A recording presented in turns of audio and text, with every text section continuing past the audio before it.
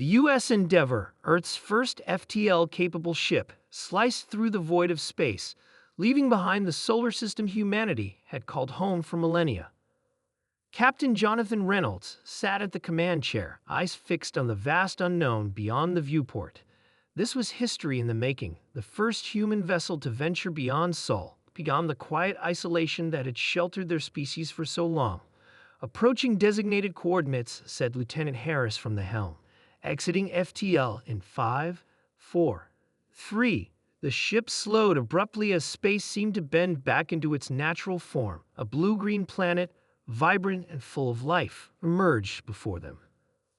Scanners online, reported Dr. Elaine Carter, the ship's science officer. Captain, this planet is inhabited. Advanced civilization detected. I'm picking up artificial structures, power grids, and multiple energy sources. Reynolds leaned forward. Any signs of hostility? Negative, Carter said. But wait, we're being scanned. That didn't take long. Humanity's first encounter with an alien race had begun. Before anyone could react, the ship's communication system crackled to life. A deep, guttural voice resonated through the bridge, translated into clear English. This is High Chancellor Vorkay of the Xephosian Dominion. Unknown vessel, you have violated restricted space. Identify yourselves immediately. Reynolds took a deep breath. This was it. This is Captain Jonathan Reynolds of the United Earth Federation, he responded firmly. We come in peace. A long pause followed. Then the alien's voice returned, but this time it carried an unmistakable tremor.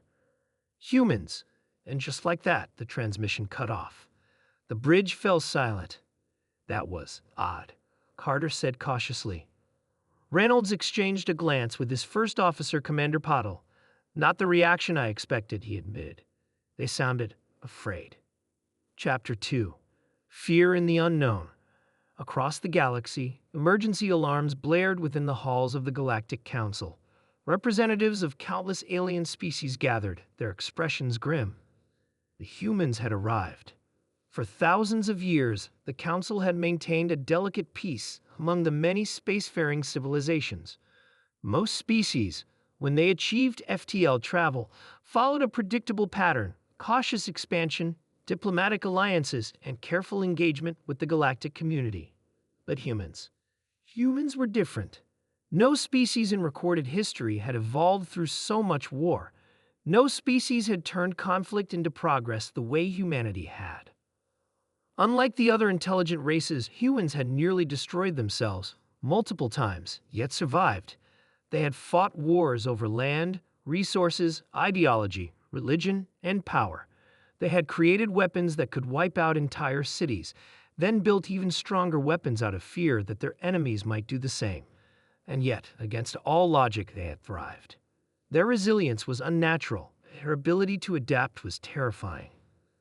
The Galactic Council had debated eliminating them before they ever reached the stars, but the argument had been inconclusive. Some believed humanity could be a valuable ally. Others feared what would happen if the Council ever failed to destroy them completely. And now the time for debate was over.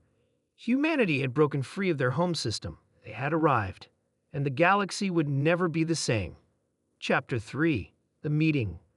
A fleet of massive Xephosian warships surrounded the U.S. Endeavour. Their weapons locked onto the human vessel, prepared to annihilate it at a moment's notice. Reynolds remained calm, standing tall as the view screen flickered to life.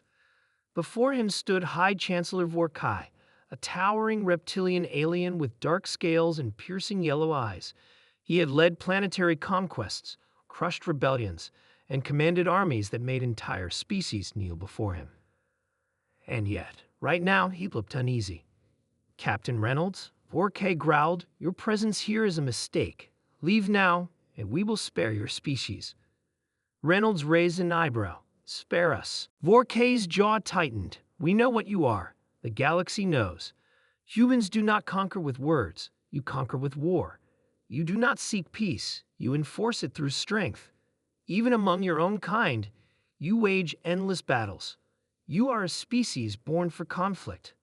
Silence filled the bridge.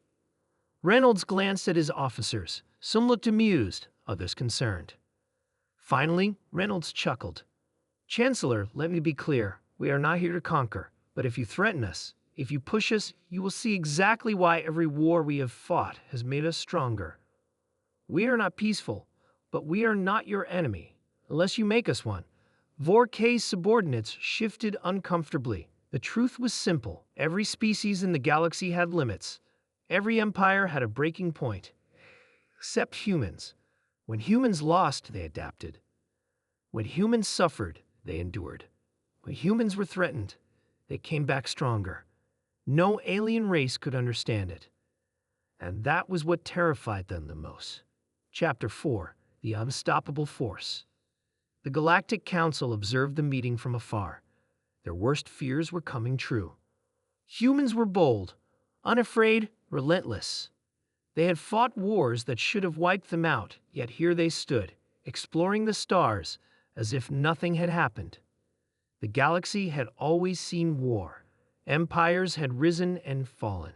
But no empire had ever faced humanity's kind of war, a war of attrition, a war where even in defeat, humans learned and adapted. This was why the Council feared them. It wasn't that humans wanted war. It was that they thrived in it. Chapter 5: The Offer. Vorkay exhaled. He had planned to intimidate the humans, to force them to retreat. But now he saw the truth. Humans did not fear war. War was their natural state. Yet here they were, offering peace. "Very well, Captain," Vorkay said finally. "We will not stand in your way, but know this. If your kind ever turns its gaze upon the galaxy with conquest in mind, we will be ready." Reynolds smiled. "Then let's hope we never have to find out what happens when humanity gets serious." The transmission ended. The U.S. Endeavour continued forward, leaving behind an entire fleet of warships that for the first time in their history felt truly powerless. Epilogue: The Whispered Name. Word spread like wildfire.